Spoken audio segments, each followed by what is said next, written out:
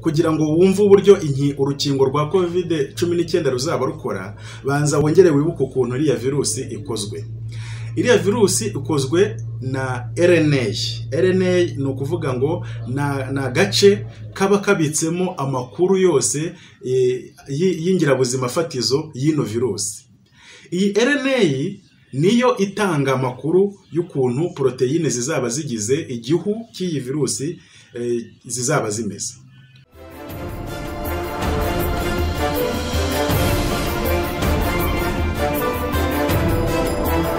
Nukuvuga ngo iyi virusi ifite RNA imwe imbere.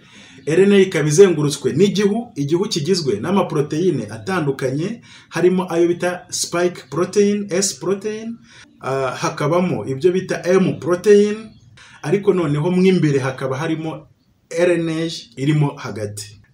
Iyo virusi imaze kwinjira mu mubiri w'umuntu irasandara, noneho iyi RNA irimo imbere akaba ariyo ijya kwinjira mu ngirabuzima fatizo z'uwo muntu virusi yatatse. Ingirabuzima fatizo zawe nizo zizafasha ya virusi kororoka. RNA ya virusi yinjira mu ngirabuzima fatizo zawe ikajya mu byo bita amaribosome. Amaribosome urabizi ko asoma RNA agakora amaproteine akurikije amakuru ari muri ya RNA yasomye.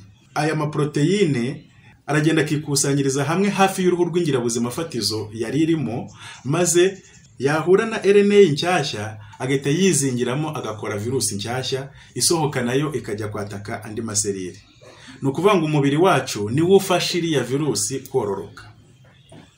Inkingo rero za COVID-19 zose zikora muri ubu buryo. Hari inkingo z'ubwoko bune ngiye kubasobanurira. Urukingo rwa mbere ni urukoresha messenger RNA cyangwa se mRNA. Urukingo rukoresha messenger RNA rukora gute? Bafata RNA ya virusi. RNA ya virusi wenda tuvuge ko ari ndende, bagafatamo agace gato karimo amakuru yatuma umubiri umenya gukora za proteine zo ku gihu cya virusi bita spike protein. Aka gace ka RNA niko bakora konyine, barangiza bakagakora muri laboratoire bakakazingirana ko mu gihu cyako ariko kitafite aho gihuriye n'indwara, hanyuma bakabikoramo urukingo. Ni ukuvuga ngo ni urukingo rugizwe n'agace gato ka RNA ya virusi. Ako gace ka RNA ya virusi niko baguteramo mu mubiri. Nturarwara COVID, umubiri wawe ntabwo uzi cyitwa COVID, baguteyemo agace gatoya ka RNA ya virusi ya COVID. Ako gace ntabwo gakora virusi yose uko yakabaye, ahubwo gakora ari amaproteine yitwa spike protein. Aya maproteine ubwayo ntacyo atwaye, ntabwo azagutera indwara. Ariko ayo maproteine icyo amaze niyo azatuma bwa budahangarwa bw'umubiri wawe ubukora antibody cyangwa se abasirikare b'umubiri bari specifique kuri izo proteine. Mu gihe kiri imbere umubiri wawe ni watakwa na COVID. Kubera ko COVID izaba ifite ya spike protein, umubiri wawe uzahita wataka ya spike protein ari kuri COVID, kubera yuko ayo spike protein yo umubiri urayazo already. Icyo gihe ufata ya virusi nk'umwanzi, kubera ko already ya spike protein virusi zanye umubiri wari usanzwe yazi. Icyo gihe rero nibwo umubiri uhita usenya ya virusi ikinjira, umubiri wawe ukaba ufite ubudahangarwa. Ubwo ni ubwoko bwa mbere bw'inkingo. Ubwoko bwa kabiri ni inkingo zikoresha noneho ya maproteine nyirizina. Muri laboratoire hari igihe bagenda noneho aho kugira ngo bakore wenda RNA cyangwa ikindi kintu kizatuma umubiri wikorera ya maproteine, bo bagakora ya maproteine. Bashobora kuyakora bakoresheje amaserire y'inyamaswa, bashobora kuyakora binyuriye mu gutera COVID inyamaswa runaka, barangiza bagafata amaraso yazo bakextractingamo za proteine bakayakora ku bwinshi, none ayo maproteine akaba ariyo bakora mu rukingo. Ubwo no kubangura urukingo rwo bazagutera proteine zisa na za proteine za spike ziba ku ruhu rwa virusi. bazigutere mu maraso, noneho umubiri uhita ukora abasirikare. Izo proteine ubwazo twabonye ko nta kintu zizagutwara. Umubiri uhita ukora antibody zizarecognizinga za proteine, noneho igihe uzaba watatswe na virusi, umubiri uzahita ubona ko virusi ifite za proteine, uzifate nk'umwanzi, utangire urwanye ziriya virusi. Donc ubwoko bwa kabiri ni inkingo ziba zikozwe n'amaproteine ameze nk'amaproteine ya COVID.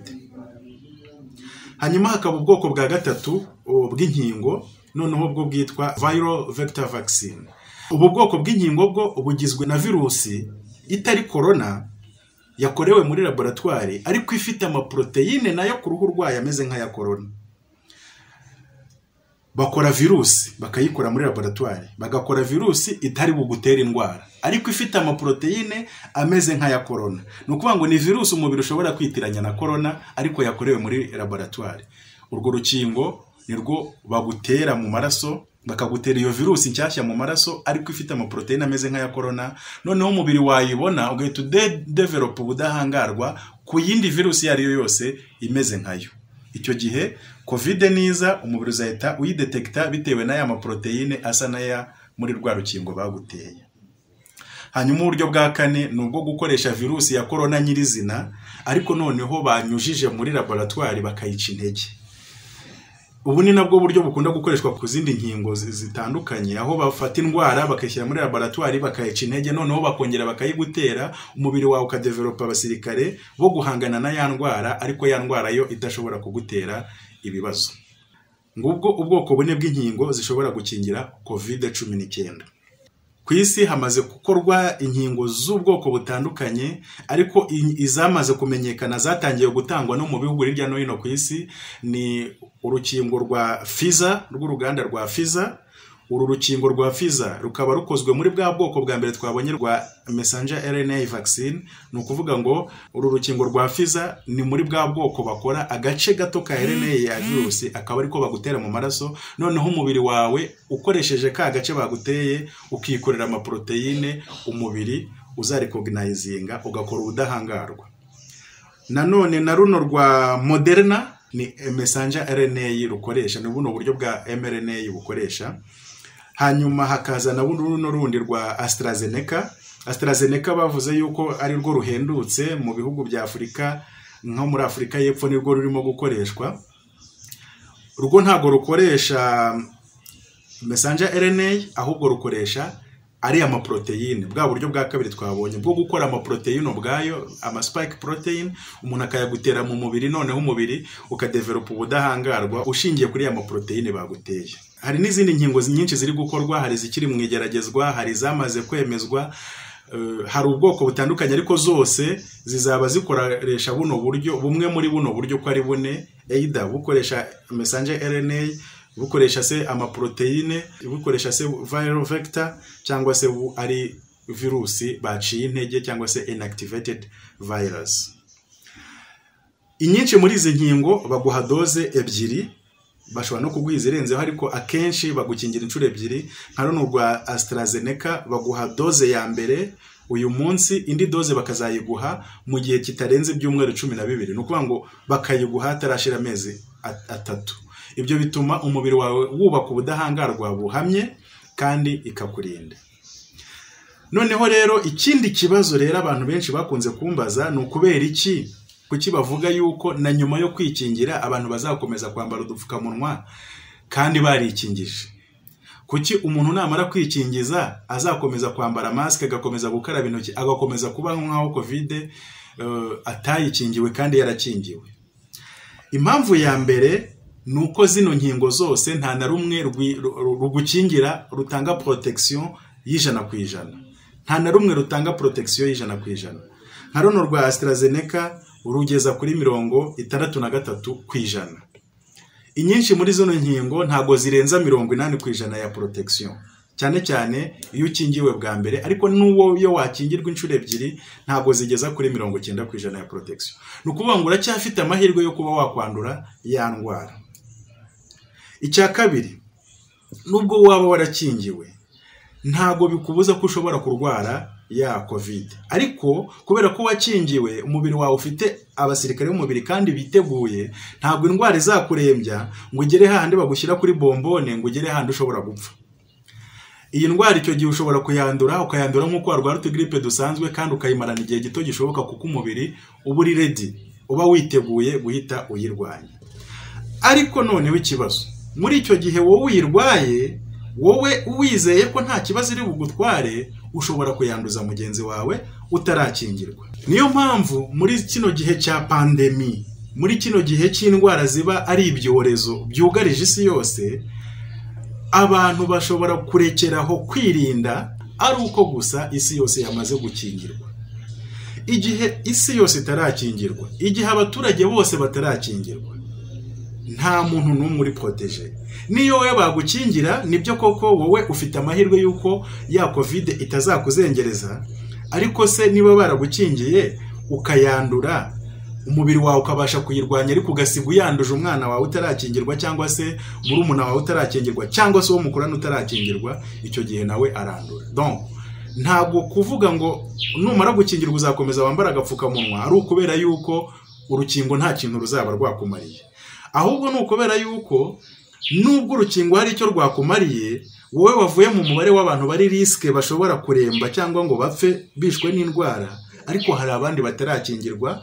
Igihe bose bazaba bamaze gukingirwa, cyangwa se byibura 60% ya population yose yamaze gukingirwa, nibwo abantu bashobora kurekura abantu noneho bagatangira gusabana, kuko baba bazi ko byibura parti nini cyane cyane kandi abafite intege nkeya baba bamaze gukingirwa. Ibi rero ndabibasobanurira nka muganga nshingiye ku bushakashatsi buri medicale bwakozwe. Ntabwo nyobewe yuko mu gihe cy'ibyorezo buri gihe haba ibihuha byinshi cyane. Hari abavuga yuko runo rukingo ngo rushobora kuzaba rurimo utwuma dutanga amakuru, wenda kubari abantu bo mu bihugu byateye imbere nk'abanyamerika n'iki, bagafata ayo makuru binyuriye mu nkingo. Ariko ibyo ni ibihuha nk'uko izindi ndwara zose zijyana n'ibihuha. Na mbere yuko covid iza, hari n'abantu bangaga gufata zino nkingo zisanzwe zindi ziterwa abana, kubera ko wenda batekereza ko ari umubare 666, kubera ko batekereza ko ari ikimenyetso cy'inyamaswa, kubera ko batekereza ko hari ibindi bintu bigize inkingo. Nyamara ngira ngo abenshi basobanukiwe uburyo inkingo zikora n'uburyo ziturinda indwara. Nubwo rero hari ibihuha byinshi bivuga ibintu bitandukanye ku nkingo, ariko ukurikije uko inkingo zikora, ubwoko bw'inkingo zirimo gutangwa, nawe ushobora gutekereza ukamenya icyo ushobora gukora.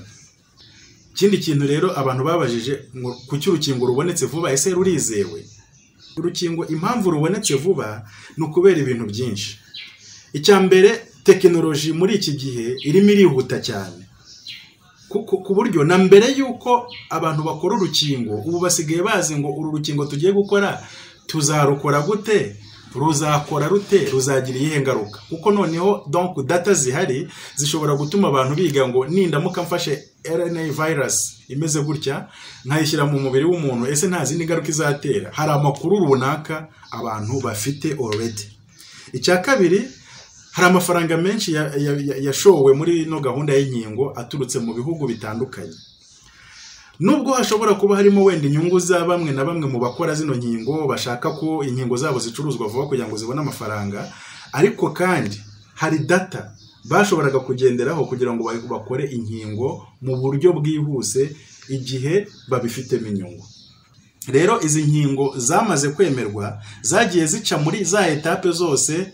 Inkingo zakorewe mu nganda zibanza gusuzumwa mu buryo buri teorike, zibanza gukoreshwa ku nyamaswa, hanyuma zinageregerezwa ku bantu. Izo etape zose zagiye zicishwamo. Icyakora kuvuga ngo ibibazo zishobora kuzatera mu myaka 5 iri imbere cyangwa 10 iri imbere, ibyo byurumva nta muntu wigeze abisuzuma. Haracyarimo ibibazo, ariko icyo tuzi cyo nuko kugeza ubu ziriya nkingo ziri safe kandi zishobora gukoreshwa mu kwirinda covid-19. Nizere ko rero mwasobanukiwe n'ibijyanye n'inkingo za covid-19, kandi noneho mu rurimi mubasha kumva neza mu Kinyarwanda. Mwakoze gutega amatwi, wibuke gukanda subscribe kugira ngo n'ibiganiro by'ubutaha uzabibone. Yari Dr. Starke Muganga, naho ubutaha.